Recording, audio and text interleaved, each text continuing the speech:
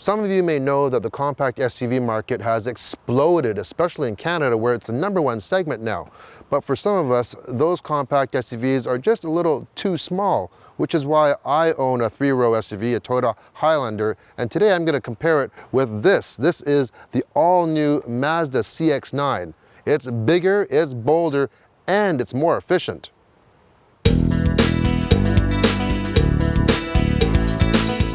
There hasn't been a grille in a long time that I've seen that's made such an impact. You have this chrome wing that surrounds the slots of the grille, and they're thick chrome bars as well.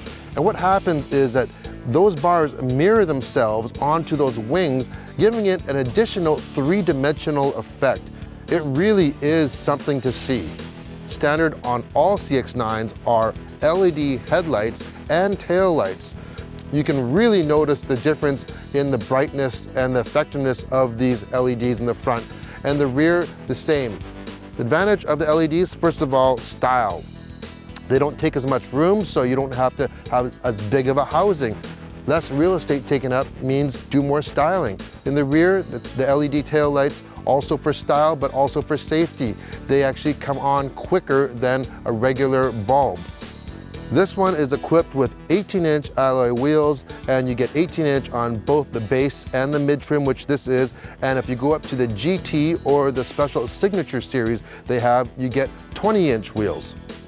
In the rear, those LED tail lights are very sleek and slim, kind of remind me a little bit of a Jaguar style. The overall length of this CX-9 is actually longer than my Highlander. Okay, here's one thing I definitely give to the CX-9 over the Highlander, and that's the power tailgate. This one takes about 7 seconds to open from the time you activate it. The Highlander has got to have one of the slowest tailgates in history for its power tailgate, and it runs at about 12 seconds to open it. It's painfully slow. In the cargo area, lots of room. What I do like, on each side you have hooks here. You have to realize in everyday use, you carry a lot of things like grocery bags or gym bags, and you don't want things sloshing around. Great to have hooks, and I like how they included those. The third row is very easy to put up and down. Little flick there. There are no sequences of things you have to do, and that easy. There's a pretty decent amount of room even behind the third row. Now, as for space-wise compared to the Highlander is not as deep. This is definitely deeper, but it's not as wide for the opening or high as the Highlander. So it all depends if you're going to be carrying taller things or not. Now we have our stroller here, and it's a double stroller without the second seat on it right now, but it is a lot of common that a lot of times we don't fold it totally because how it's folded. So put that in there. No problem, lots of room and a lot of room to the side. So if you're worried about storage, not a problem. One feature that I'd like to see in this vehicle would be some sort of a smart trunk feature like some other manufacturers have, where you either kick under the bumper or just stand by it with the key fob and it can activate the trunk to open or close. This one doesn't have it, but what it does have is it has an auto locking feature. So you just hit the button, you can walk away now, you don't have to wait till it closes, and it will automatically lock. It's simple, but effective. There's actually 3 models of the CX-9 in Canada. Actually, there's 4 models, but the 4th one is kind of a real elite signature trim. So you start off with the GS, which is your base model, then you go to your mid-level, which is the GSL, which we have here, and then the top dog, which is the GT. On this one, you get leather seating surfaces. You get a very nicely bold styled interior. I do like the use of the shapes that they use and this kind of like this satin chrome finish they have on the door panels and on the center. This one is equipped with a heated seat and steering wheel, an 8-inch tablet style screen on the front, but everything is very ergonomic and easy to get at and easy to use. And one of the tricks that I do now is I close my eyes and I just do things like, okay, let's turn the volume down. I can do that. I want to turn the temperature. I can do that without even seeing. And what that shows me is that it's easy to do when you're driving, so you don't have to look down at. So very, very well designed for sure.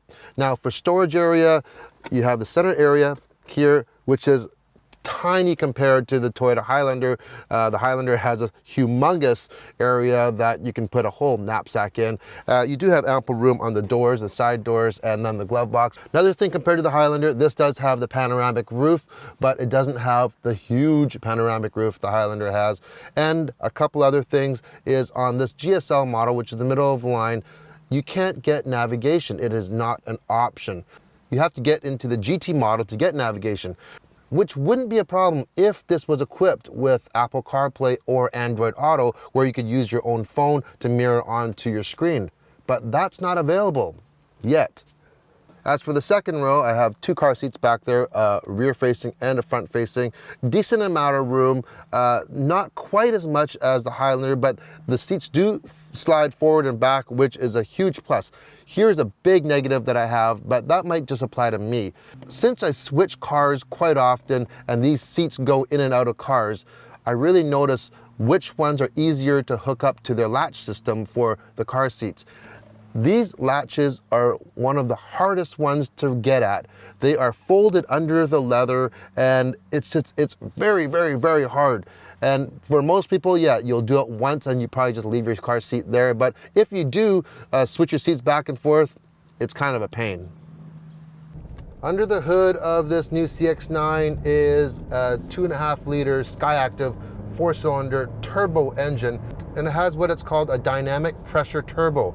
And what that does is it minimizes turbo lag and gives you better torque at lower RPMs. So this motor puts out 227 horsepower and 310 foot-pounds of torque, and that's only at 2,000 RPM. So a lot of torque, very low, and that torque, that number, 310, is class leading from any other 3-row SUVs in its class. Fuel economy of this is also the lowest in its competition as well, other than the hybrid, like my Toyota Highlander hybrid. So 227 horsepower, but here's the kicker.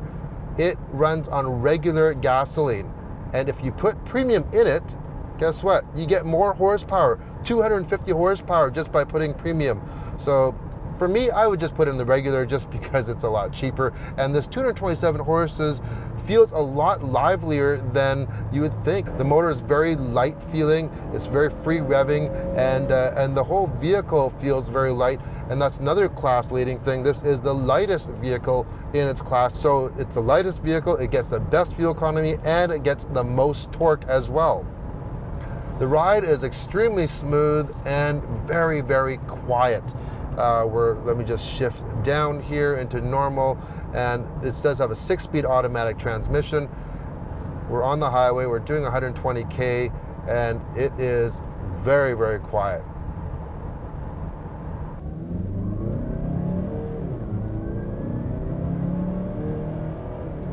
This thing really does go very well. This one is also equipped with the all-wheel drive system. I have driven it in the rain, and it's just really reassuring, and it gives you a nice confident feeling, especially on acceleration. Now, for those who might be towing with a vehicle like this, I don't know how much weight you're going to tow or what you're going to tow with kind of like a car-based SUV, but this 3,500 pounds for the CX-9, that is not class leading. Other vehicles like the MDX or the Highlander in the regular trim, not the hybrid, will tow up to 5,000. As for safety-wise, this vehicle is equipped with a lot of safety features, including this one has a blind spot monitoring system, as well as a rear cross traffic alert, which I'm a huge fan of. I do have that in the Highlander as well, and you wouldn't believe how many times when you're going to back up that it actually activates and it lets you know that someone's coming on the side that you can't see. Now, the CX-9 is also available with a host of other advanced safety features like lane keeping assist, lane departure warning, a radar cruise control. Those are just to name a few. Unfortunately though, those advanced safety features aren't available on the base or mid trim, and you have to go up to the GT to get those features. Really do wish you could get those more advanced safety features on the lower trims like the GS and the GSL that we have here. But luckily we will get to test those out in the near future because we're going to be testing the CX-9 Signature Edition. My wife had a chance to drive this for a couple days, and she really enjoyed how light it felt compared to our Highlander. She thinks that's a little bit heavier, but she did prefer the Highlander. Has a higher ride height, so there is a compromise there, but overall she really did enjoy it, and so do I. I think Mazda has really hit it out of the park with this new CX-9, and it's going to definitely make a lot of waves in its segment. It's got bold styling, it's got industry class-leading standard features, tons of room, and it's affordable, and it's a fairly good value starting at about $35,000 for a large SUV like this. So if you're in the market for a three-row SUV, this one definitely has to be on your list.